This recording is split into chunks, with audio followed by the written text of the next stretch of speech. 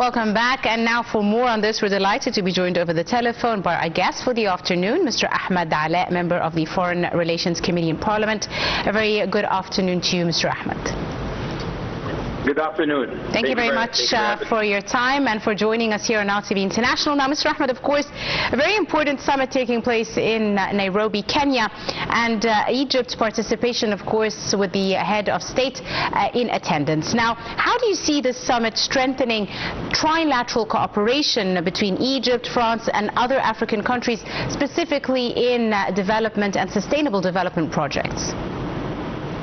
100%. As you said, it's a great opportunity, not just for France, but for the entire African continent, yes, to seek opportunities where they can work together.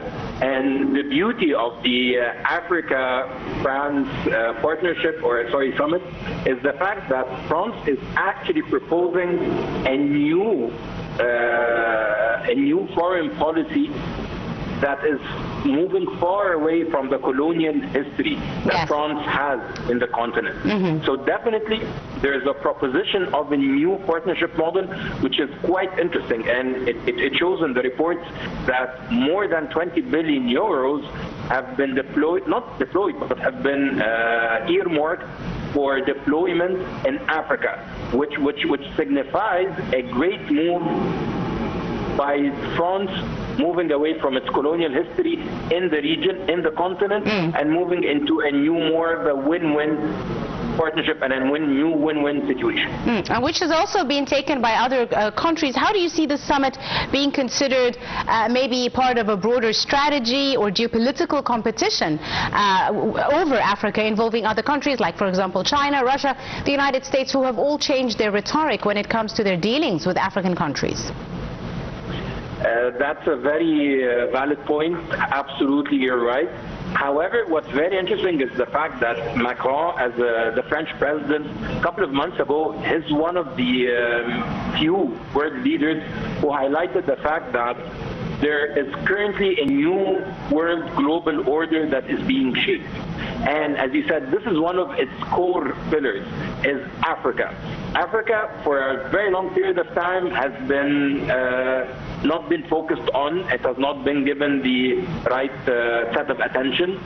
But currently, as you said, most of the global powers, whether Western or Eastern, whether yes, it's France, whether it's the UK, the US, or China or Russia, everyone understands that the future is in Africa. Everyone understands that Africa holds all the keywords for the future, especially when it comes to cheap energy, when it comes to renewables, when it comes to infrastructure, when it comes to rare earth materials, yes, which is very, very, very important. So definitely Africa is going to play a more pivotal role in global politics than what it used to.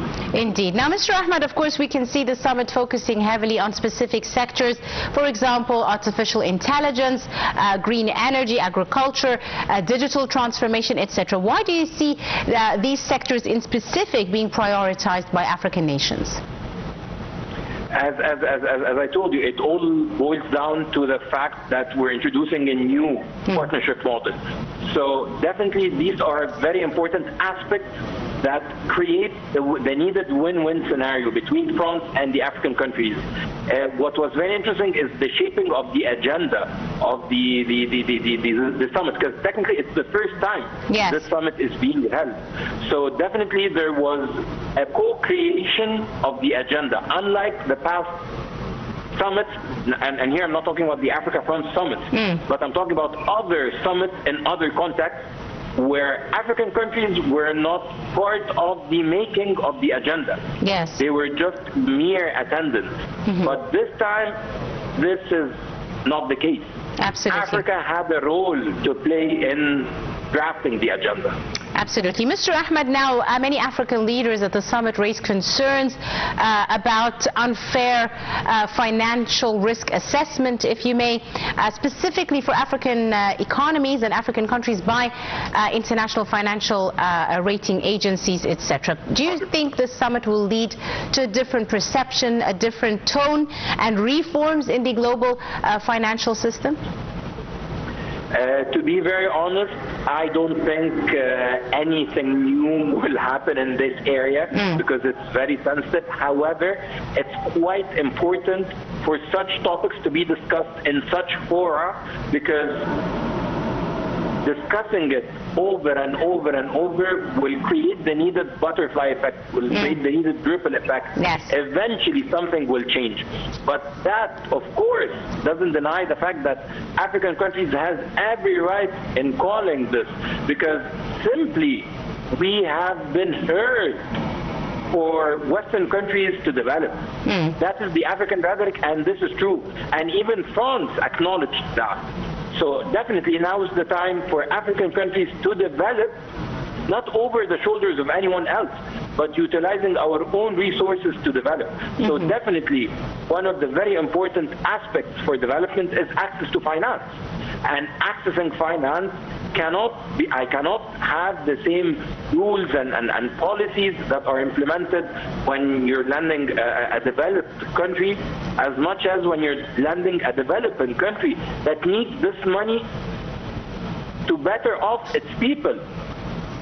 Absolutely. So of course we need to discuss that, and it needs to change, and we need to present an equitable new financing model rather than what is currently out there. Absolutely, Mr. Ahmed. Now, President Sisi has also called for a debt for development projects approach, and he stressed the need to break, the vicious circle of sovereign debts. He said, of course, the repercussions of the growing geopolitical tensions are obstructing global supply chains and harming food and energy security, specifically in the African continent. How important do you see this call, specifically as well? As he said, there was a need to boost the activation of the African Continental Free Trade Agreement amongst African countries as well.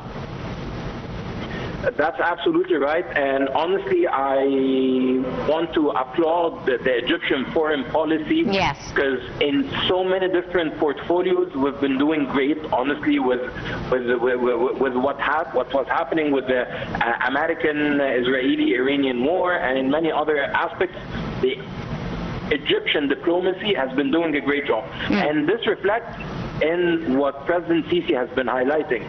This is definitely on top of not just the Egyptian developmental agenda, but the entire African developmental agenda. And the beauty of it is that Egypt, just like how it's trying to mediate and trying to incur peace across not just the region, but across the world, Egypt is also trying to help Africa, which we're already part of, to ensure that we have our own rhetoric on the table and we have a clear understanding of our needs. And this is what Egypt is doing. Egypt has been working to ensure that the needs of Africa are actually met on the global scale. Absolutely. And the smart thing is the fact that we're using our great relationship between President Sisi and President Macron in pushing in that direction. Absolutely. We'll leave it at that. I'd like to thank you very, very much, Mr. Ahmed Alaa, a member of the Foreign Relations Committee in Parliament. Many thanks, sir, for your time and your insight, and for joining us this afternoon on Cairo local time. And with that, ladies and gentlemen, we wrap up today's edition of our show. You were in the company of myself and Jumeher. Many thanks for joining us.